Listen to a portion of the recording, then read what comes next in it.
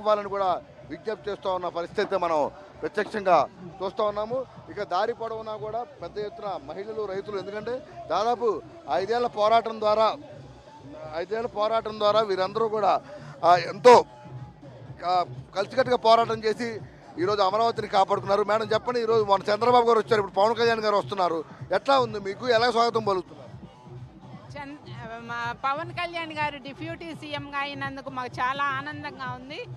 కానీ మా కోసం వైసీపీ ప్రభుత్వంలో జరిగిన అన్యాయాలకి ఆయన స్పందించి బారికేడ్లు, వైసీపీ ప్రభుత్వం ఎన్ని గొడవలు చేసినా బారికేడ్లను దాటుకొని రక్తం చిందించి మా కోసం మద్దతుగా వచ్చారు. మా కోసం బాగా మద్దతుగా వచ్చారు, బాగుంది.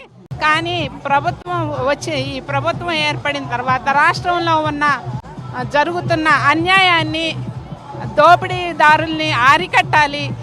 అది మా కోరికండి. అన్యాయాన్ని, అరాచకాలని అవి పారద్రోలాలని మా కోరికండి పవన్ కళ్యాణ్ గారికి చెప్పండి. మేడం చెప్పండి, అంటే చెప్తున్నారు ఇప్పుడు దాదాపు అమరావతిని మీరు అందరూ కలిసి కాపాడుకున్నారు పరిస్థితి. ఆ రోజు చంద్రబాబు గారు కావచ్చు, పవన్ కళ్యాణ్ కావచ్చు, బీజేపీ కావచ్చు, అందరూ మీరు అండగా నిలబడ్డారు.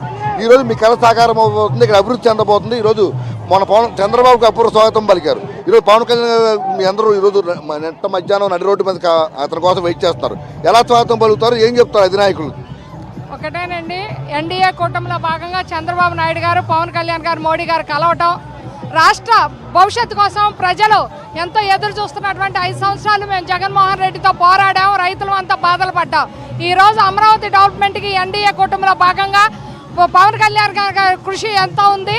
దానికి మద్దతుగానే ఈరోజు చంద్రబాబు నాయుడు గారు కూడా ఇదే సమానంగా డిప్యూటీ సీఎం ఇచ్చి ఆయనకు పంచాయతీరాజ్ శాఖ ఇచ్చారు.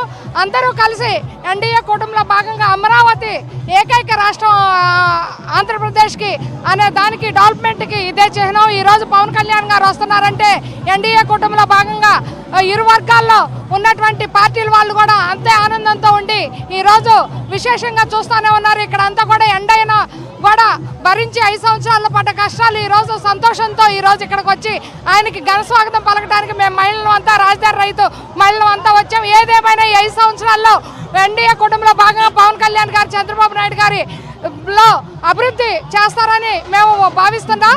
భావి భవిష్యత్తు మా పిల్లలకి తరతరాలకు కూడా అభివృద్ధి పదంలో నడిపి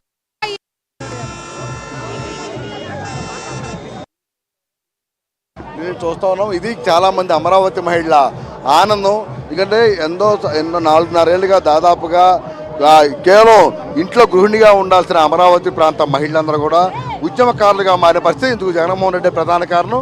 ఆ రోజు రాజధానిని అభివృద్ధి చేస్తానని అధికారంలోకి వచ్చిన తర్వాత 3 రాజధానుల పేరుతో మొత్తం అమరావతి